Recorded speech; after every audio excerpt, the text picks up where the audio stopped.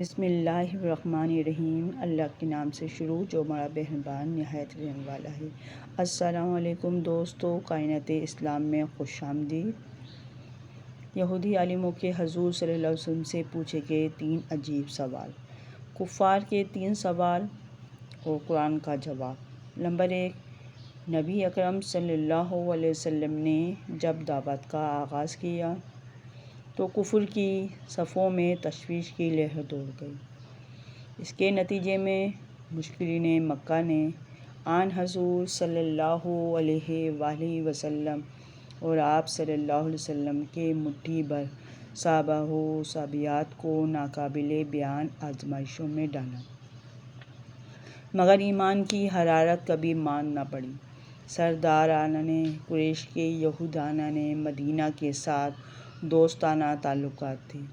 یہ مکہ اور یثرب دونوں شہروں میں محفلیں جماتے تو میزبان اور مہمان شراب و کباب اور چنگ و رباب سے دل بہلاتے۔ قریش مکہ کی طرح یہودی بھی آن حضور صلی اللہ علیہ وسلم کی بعثت پر آتش زیر پا گئے۔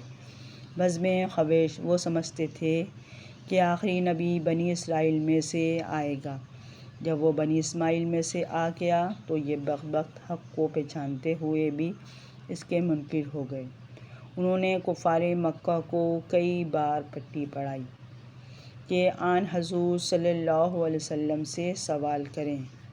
سورہ یوسف کا پس منظر بھی یہی تھا کہ یہودیوں نے آپ صلی اللہ علیہ وآلہ وسلم کے دشمنوں کو کہا تھا کہ یہ اچھا موقع ہے کہ تم محمد صلی اللہ علیہ وسلم سے ایک سوال کرو، وہ اس کا جواب نہ دے پائیں گے۔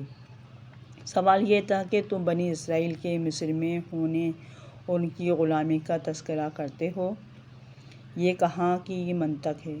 بنی اسرائیل کا وطن فلسطین ہے، نہ کہ مصر۔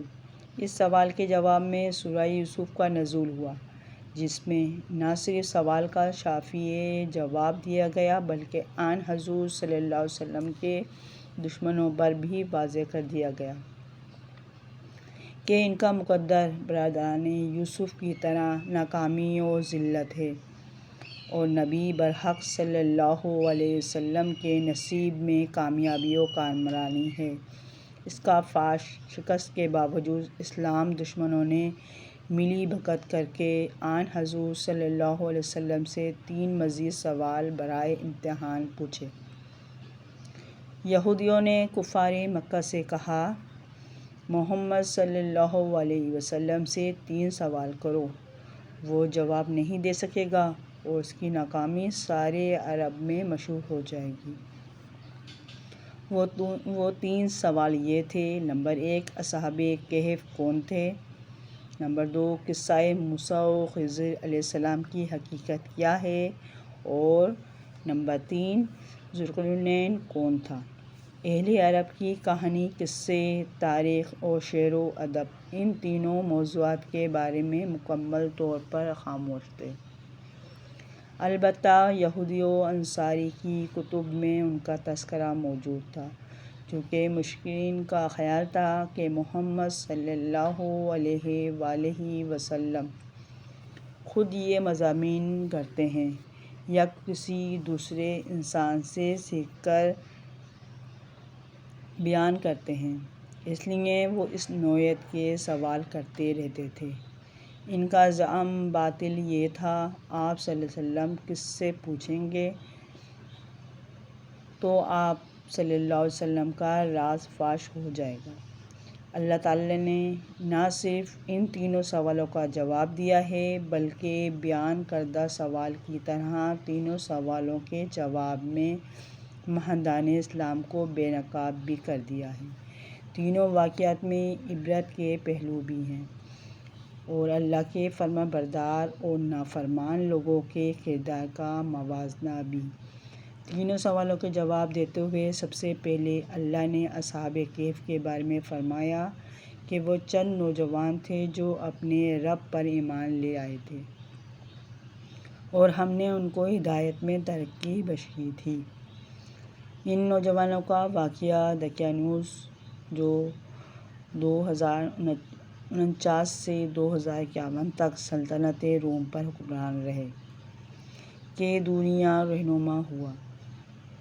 یہ حضرت عیسیٰ علیہ السلام کے پیروکار پہ ظلم و ستم ڈھانے میں بہت بدنام تھا۔ اس کے مظالم کی وجہ سے لوگ شرک اور بت پرستی میں مبتلا ہو گئے تھے،